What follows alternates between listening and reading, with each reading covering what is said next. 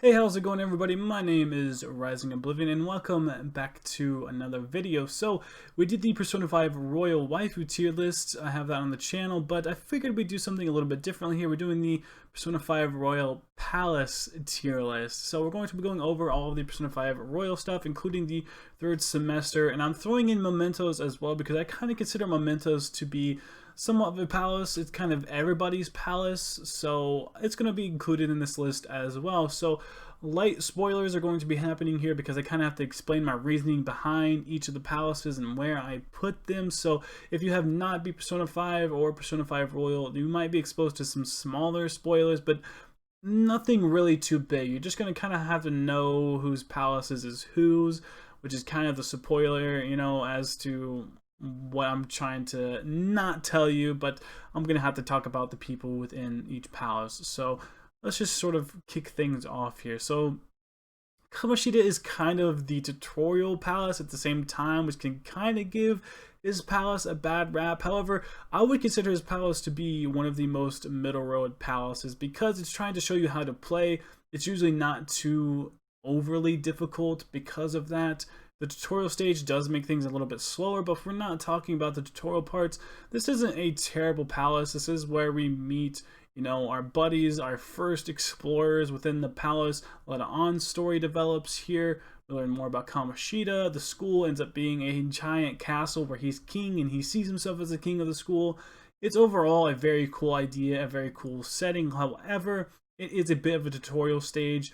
Because of that, I'm just going to put it in B tier. I consider C tier to be like, I'll play it and have a little bit of fun. D tier is like, I'm not even having fun playing it. D tier, I'm not having fun. C, I'm like, it's playable.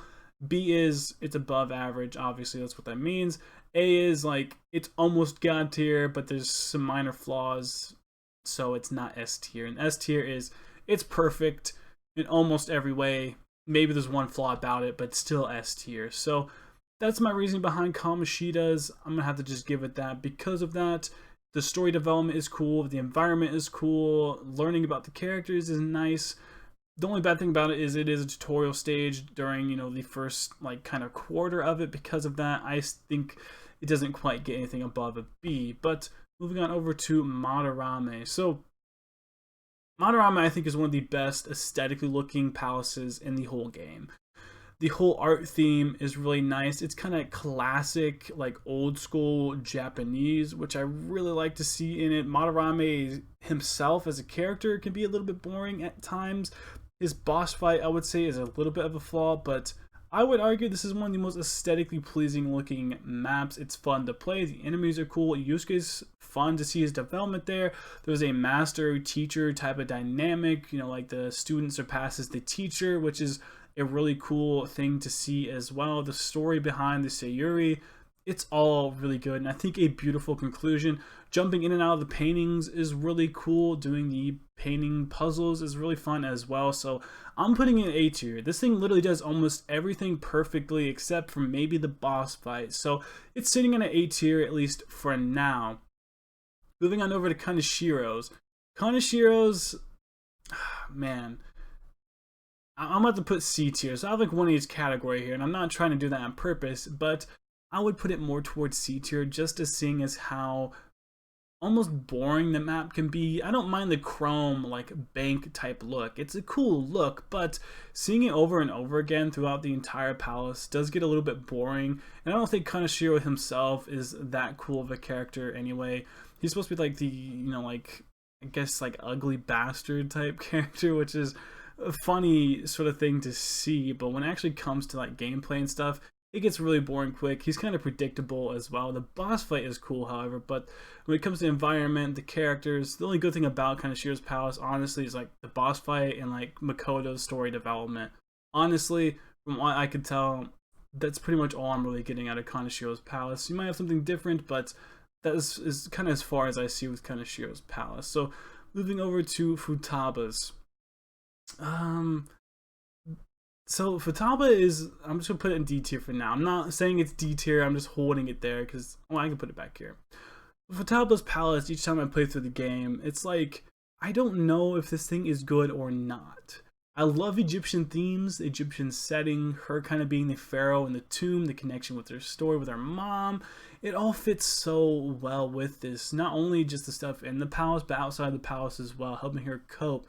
Kind of like the pharaoh coming out of the tomb, it's like her coming out of her room. There's a lot of reflecting parts with her story development with this place as well. However, when you actually go into the palace and you play through the different puzzles within like the actual pyramid itself, it's not super fun. It's a little bit boring at times. The puzzles aren't too hard. They're kind of fun puzzle, but it's like a remember this B01010 and then type that in, and it's like, okay, that gets a little bit boring. They're not essentially like fun puzzles, I guess you could say. They're more like, I don't know, like busy work puzzles. They're not super fun puzzles, and it's just you going up the pyramid the whole time, directing a beam of light, which the beam of light part is the most creative bit about it, which I do like. However, you are just technically going up a pyramid to the pharaoh's tomb, so because of that, I'm just going to put it at B tier, but I would consider it better than Kamashita's because of just how sort of tutorial stage like Kamashita's is, and it's not really their fault for that. One of these had to be the tutorial stage, but I would consider Futaba's to be better than Kamashita's. Just in terms of story, setting, everything else, it's pretty good still. Kumara, I'm also putting B tier. I think a lot of people would agree with this. Maybe not. Let me know. It's sort of like that as well. I think better than Kamashita's, but still, Kumara is still somewhat of a, I don't know, this it's lacking in more story now because of this. It's basically Space McDonald's, which sounds pretty cool, and honestly, that's what it has going for it. The aesthetics is great. The story behind it, however, not super enjoyable, I guess you could say. Seeing Haru is great. Finally getting to see Haru. Royal fixes a little bit of that. You see Haru, you know, here and there. So you see Haru just a little bit at certain points, but when it actually comes to the story with her dad, it's not super fun. Space McDonald's is a cool aesthetic. I like that. I like seeing that. So that's why I'm putting it in B tier. It's still a very middle of the road sort of map, I would say, for me. Shiro's Palace. Shiro's Palace, I'm going to say I'm going to put it in A. For a couple different reasons. The setting itself is cool. Seeing the cruise ship, I think, is a cool idea for like a JRPG, where most JRPGs, it's like, it's a big open land, but to be like secluded on a boat, somehow for me seems like a cool idea for like a JRPG. I'm not sure how many have something like this, but I think that's a cool idea for them to have setting wise, moving around. It's pretty cool to see. This is also where they turn into like the mice and they have to like go around and unlock doors for themselves when they're bigger. That's a cool puzzle to have. And I think it makes it honestly really fun when they do, not that all the time, but they do cool little tropes sort of specifically for just one palace. I think that makes it an enjoyable palace and makes it memorable. Like I remember doing that through the multiple playthroughs I've done of the game, so I think that's why Shiro's belongs there. So Sainijima, this is another one that I would say is also probably an A tier. Like I've said, it hits like all of the different marks, but it doesn't just hit them all perfectly. Sainijima's, I think, is one of the best looking aesthetically. It ties up all of the characters there. The story is good. We're talking to her the entire time. So seeing some resolve for her finally, you know, so far into the game is fun to see. She's not a terrible boss fight. It looks cool. The setting is cool. It does certain things differently than some of the other palaces do. So it has uniqueness. I remember playing this one a lot. There's multiple levels. It almost hits everything perfectly. So I would put it here, possibly even inching it more towards being better than Shiro's in some regards. Now let's talk about Mementos. So Mementos is a whole sort of different beast of itself. So we can't really look at it necessarily like all the other palaces. It's so much longer. It deals with all of the multiple requests within the game, which do tie to your actual confidants. I think Takami has one where you have to do that. The tarot card reader has one. Multiple confidants within the game actually have a request for you to progress within their confidants. You actually have to go into Mementos, change something for their life so the confidant can actually keep leveling up. So Mementos ties more into the game than most would assume. Like each palace is kind of like one confidant, really, like Futaba's. Whereas Mementos is you have multiple different confidants being linked to this. However, it's not as significant. It's not as big as like Futaba's palace or Monorama's palace for, you know, Yusuke. It's a little bit smaller in terms of how much the effect is because of you know, it's just mementos. You're not fighting giant big boss fights. And this does feel a little bit redundant at times. As you go further down in mementos, it does change looks. It gets darker. You know, you go in deeper, it looks crappier, it looks sludgier. There's like red, like veins now going through the place. It's really weird at times, but that's the best part about it. It's hellish, it looks cool, it's kind of badass. That's why I like Mementos a lot. However, the repetitiveness of it and the not seeing a big, huge climax, I mean, you kind of do at the end of Mementos, but you don't see it a lot. You have to go through a lot of it before you start seeing a lot of like bigger boss fight characters. The Reaper is in this as well, but that's why I consider it to be A tier, but it's all the way down on A tier because it's nothing huge like you see with Monorama's Palace, where it changes a lot of different things for like one specific character. Mementos is like it's changing everything. It's technically considered to be, I guess you could say, like the last palace, at least for Persona 5. It's definitely considered to be the last palace, but the fact that it takes so long, I'm going to put Mementos there at the end of A. Now we have the third semester, which is the brand new added on thing for Persona 5 Royal. So I'm not going to spoiler, this too much, although Persona 5 Royal has, basically been out for a whole year, at this point almost. So I'm going to be putting that also, I think, within A tier as well. Closer to somewhere around here, but not quite as good as Monorama's. And the problem I have here is I have a lot of them on A, and this is what I wanted to do first for this list, because I feel pretty confident about B. I feel confident about putting kind of Shiros at C and stuff like that. I think most people would agree with this. I don't know. Maybe not. Maybe I'm so far out of there in my thinking, my logic's off, but I assume most people would agree with this. It's what's going to be happening up here with the A and S tier that I think is going to have the most disagreements when it comes to a tier list like this. So I wanted to fill A up and then decide what would take S.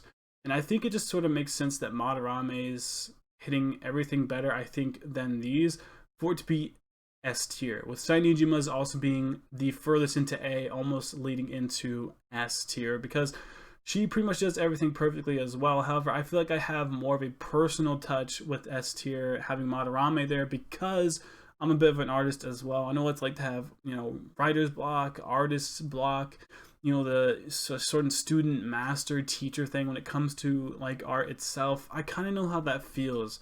So when it hit me more on a personal like bias, I guess you could say, I had to put it on S tier, and I think this overall makes sense. Third semester for me might go a little bit higher if I play Royal again another time. I've played the regular base Persona 5 a couple times, and the Persona 5 Royal I've went through one time, but I really took my time going through it. And I'm going to be starting a New Game Plus live stream series here on the channel, so you can catch that later. But this, for the most part, I think concludes where I'm sort of standing on this. You might say Shido's could be there, might be there, maybe like a Kumara at certain points is there, and that's there. So these sort of middle ones might fluctuate just a little bit each time. But I think for the most part, the categories they belong in, I think for me, this is it. They definitely belong in these categories. Let me know down in the comment section below, what would you change? Do you think certain things belong on there? Do you think certain things belong to be lower? Need to be higher? Is there a key critical point that I'm missing in one of these?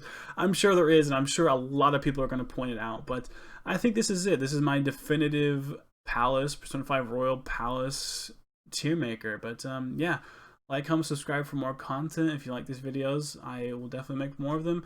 I'll see you in the next video. Thank you so much for watching.